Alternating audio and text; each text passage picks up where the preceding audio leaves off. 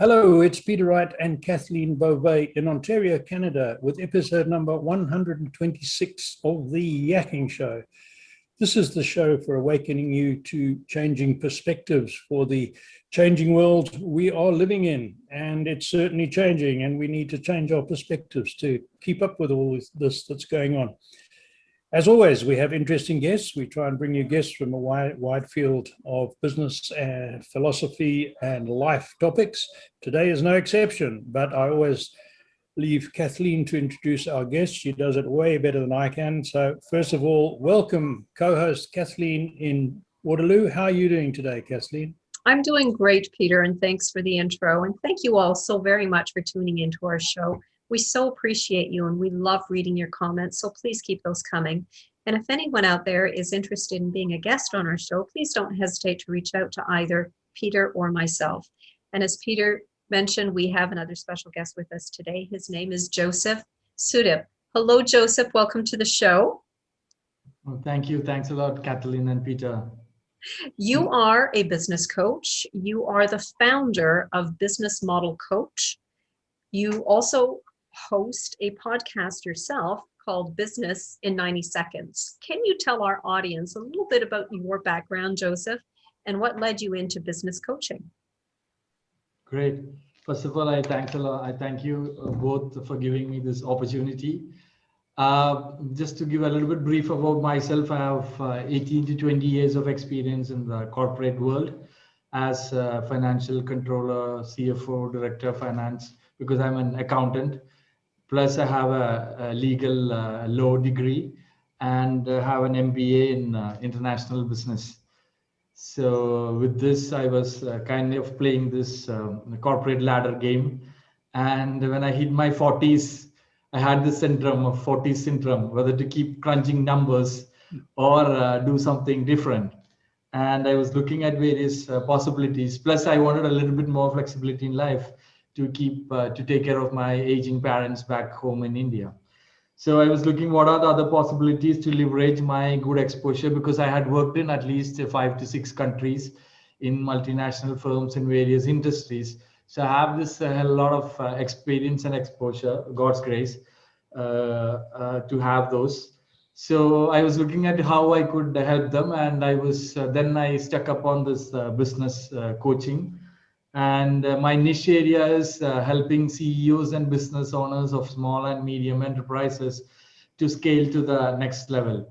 And this really leverages my past 20 years of experience, because I was always closely working with CEOs and business owners as a second in charge of the company. So I basically know their wavelength, and I could connect with them. I know their pains. I know where they really, get stuck. So it's easy for me as a business coach now to connect with them and help them in the right point of view. Very good.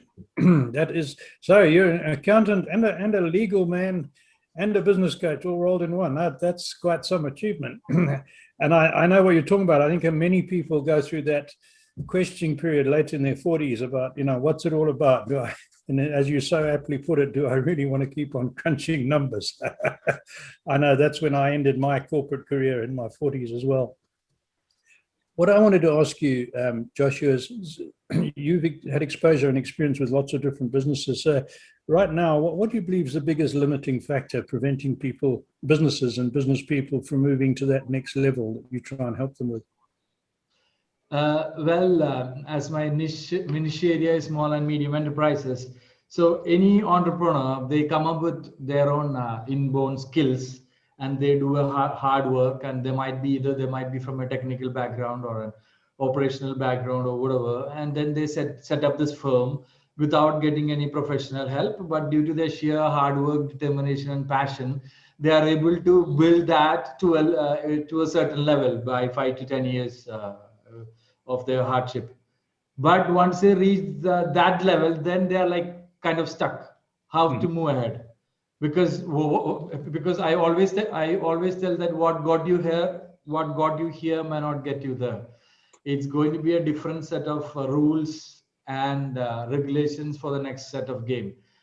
And unfortunately, there is no big force going to help them. there should be someone in that level to help them, and they don't get required help. And this is where people like me can come in and pitch in and give them a value addition, because I've been from there working with big force or small force or whoever, and understand their pains, can help them set their mindset, build a good strategy, and help them in execution. Okay. Excellent. Good. So, Joseph, on your website, you quote, researchers say that it's 70% mindset, 15% strategy, and 15% successful execution. Can you tell our audience why you agree with this? I would tell, I borrowed this from the godfather of business coaching, who is Tony Robbins, because he always tell this. Which is basically correct too, because when I started experiencing it, it's true. So that's why I have put that. So what happens is, when you get to like as I mentioned earlier, like 5 to 10 years of running the business to that level, that is one mindset of a baby, mindset of a grooming up a baby, helping them walk, hand holding and all those.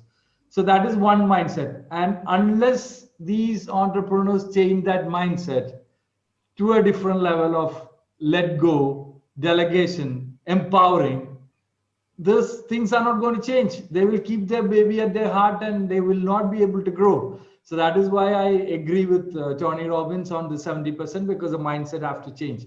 And it could be changed only with this constant coaching, helping them, making them aware. This is where it is. This is where you need to let things go. This is where you need to build a system.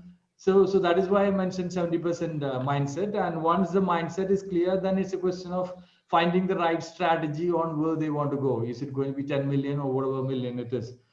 And then executing it. So that's why I've mentioned 70, 15, 15 rule. Interesting. So I'm going to ask you this one.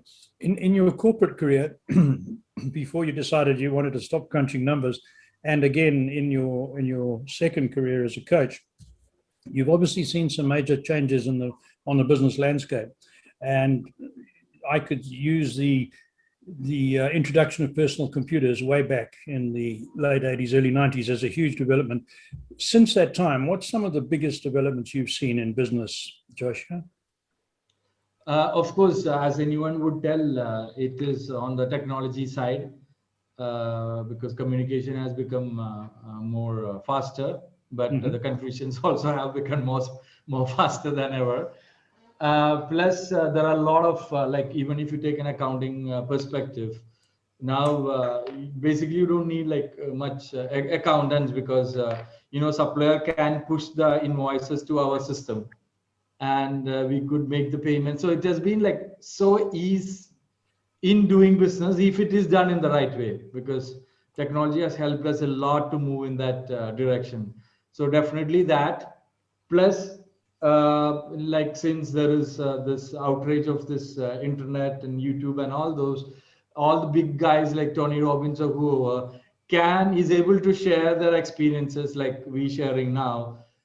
And so people who are keen to learn and get those knowledge, they have all these possibilities for getting those. So that I think is a real good, access to information.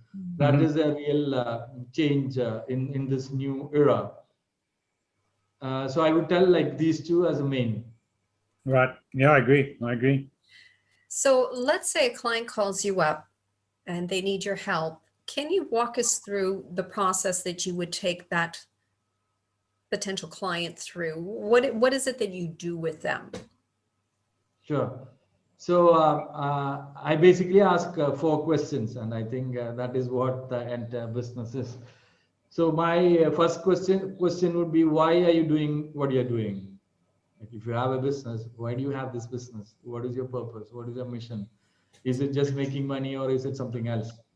Is it are your intention is just is money a byproduct of your main vision or main dream? So once I get a hang of it, then the next question is what. Is it a product? Is it a service? What is your value proposition? How is it helping people out? Why do they need to come to you?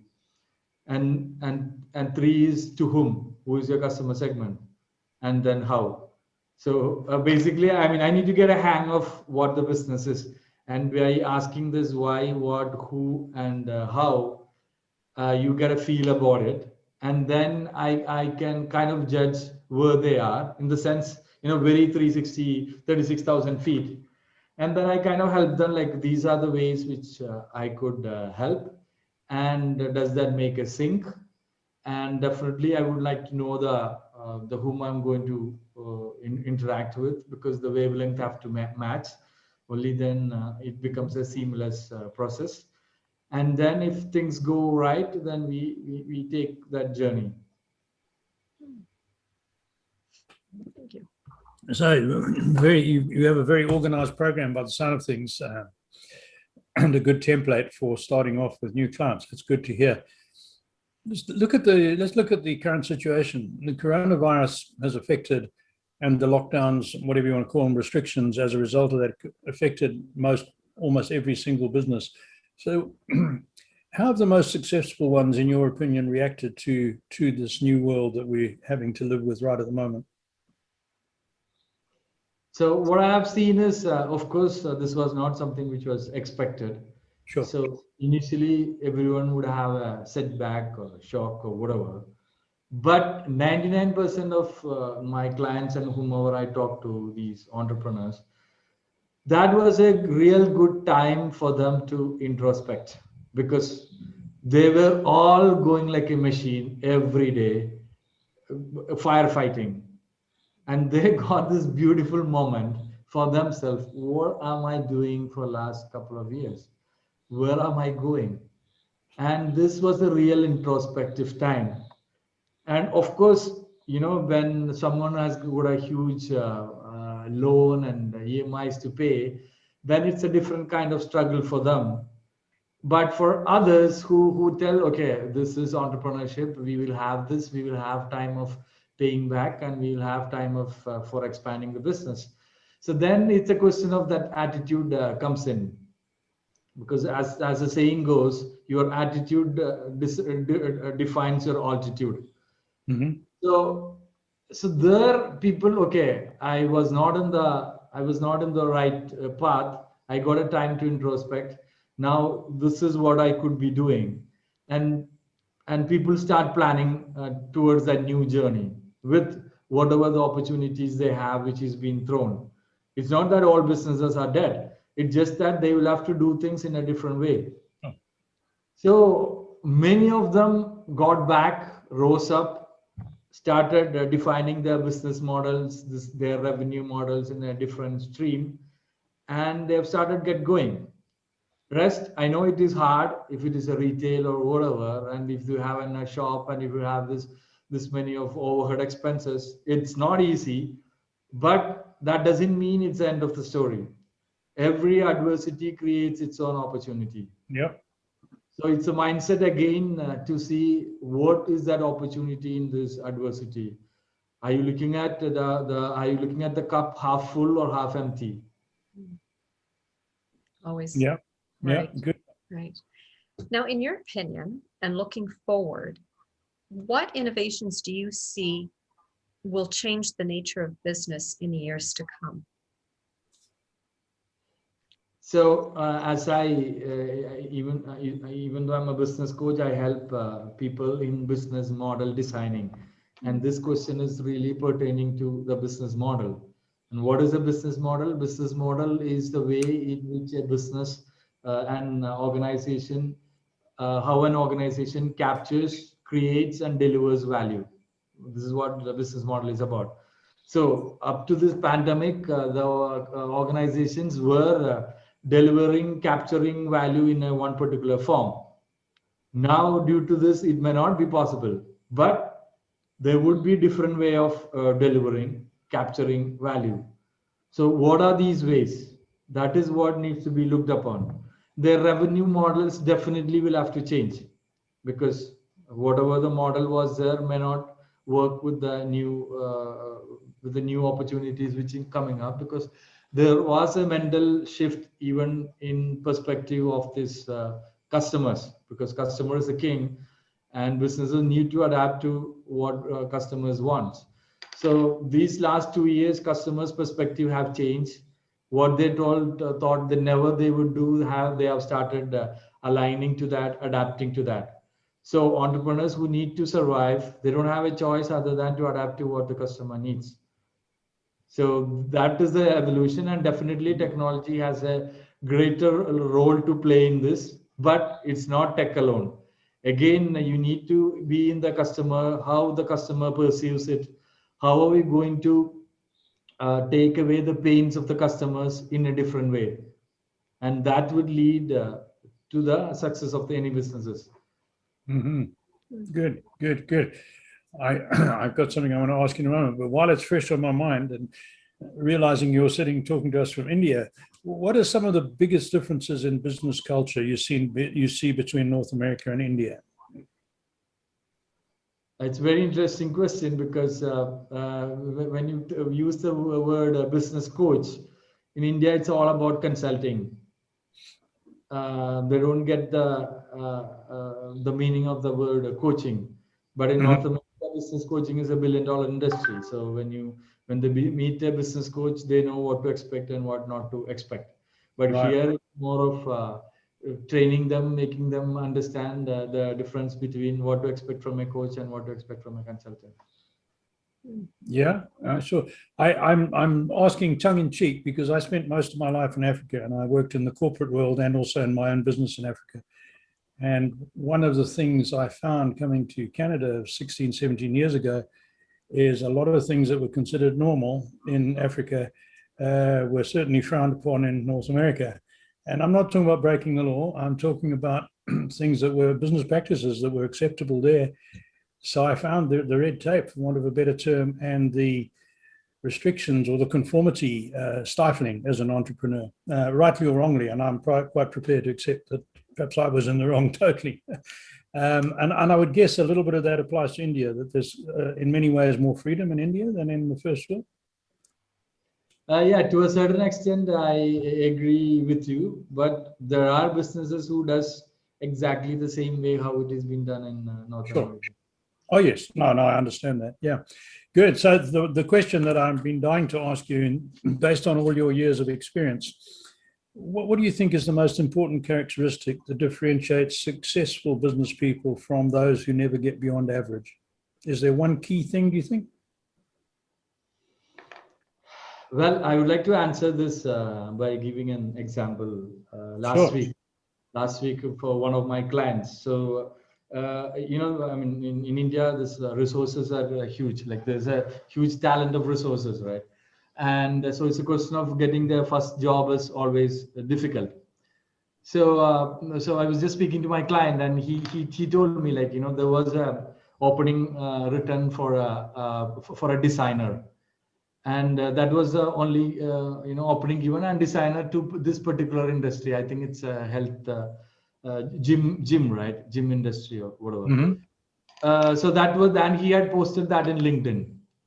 So one of the candidate who saw that, she did not send the resume. What she sent was, okay, what is that designer was expected to design a platform or an app.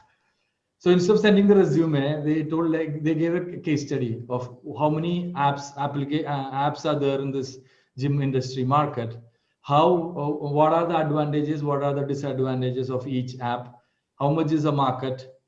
And how you can find a niche inside that market. The entire case study of that.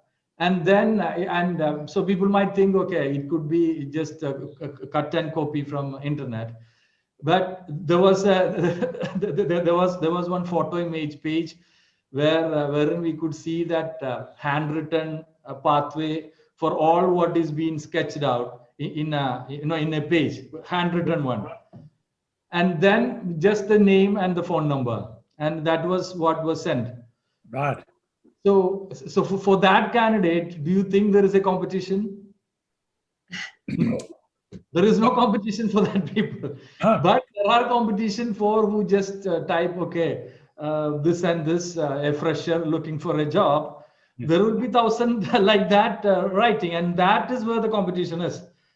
But for this person, and he actually took that candidate paying double the amount than a fresher, because I can't, I can't take this person as, I can't justify as a fresher's, pay. So I was just reflecting on this event and telling, like, there is no competition. Competition is when you are being an averager, then definitely there is a competition. So it's the same way in business. If you are able to understand the mind of the customer, know the exact pain of the customer, and give a solution for them there is no competition. Competition is one, okay, I made a product and the customer should buy it.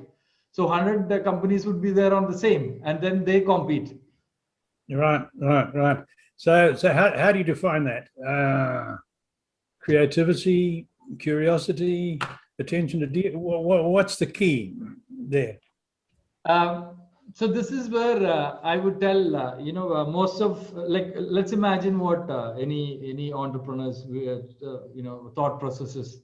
They would find a brilliant idea, and they will basically fall in love with it, and they start doing the permutation combination of how to executing it and putting in the market. That is what most of the entrepreneur does, because he's so in love, he's not ready to think in a different way. Right. But think about a smart entrepreneur. He has this idea, but he's not excited. He talks with this someone on a higher network, some mentors, coaches, or who have experience in that field, and take their feedback. Again, they might be those people, let's imagine they get excited now, oh, this is the right thing, is going to be success. But this guy is still not excited. What he does is he makes a MVP, minimal viable product, of that, and goes to the market, whom he feels that this is going to my target audience, do the market testing, and see what the customer says.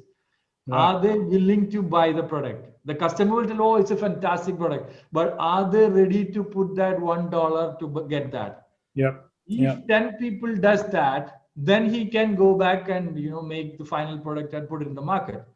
But who does this exercise? Very less. And for them, there's no competitors. But for rest, there are competition, unfortunately. Oh, well, good example. Excellent example. Back to Kathleen. Well, we're almost out of time, Joseph. So how do people contact you if they want to? Great. I have my LinkedIn page where I get most connects, which is Joseph Sudhip. And there you could see all my episodes, which is 90 seconds, which itself is like a learning, because I talk with all the industry experts in business, and whatever their years of tons of experience, I put it in a very capsule form of 90 seconds, so that you don't need to spend much time, you get time to, and I put it in every alternative day. So, and there's a ton of information on marketing, leadership, management, operations, all those from these experienced people. And then still, if you feel that you would need help, connect with me and we can have an intro chat.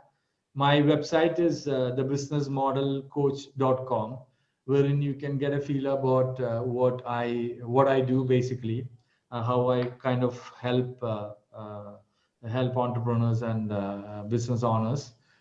So these are the two ways which you could connect with me. We will put that below this point of the video and in the description so people can contact you. So for me, thanks, Joseph. That was great. Very interesting. Thank you. Oh, thank you. Yes, absolutely. Thank you so much for being our guest today, Joseph. And we thank you all so very much for tuning in. And once again, we love reading your comments, so please keep those coming. And if anyone out there is interested in being a guest on our show, please don't hesitate to reach out to either Peter or myself. And until next time, take care. Bye-bye, everyone. Bye, everyone.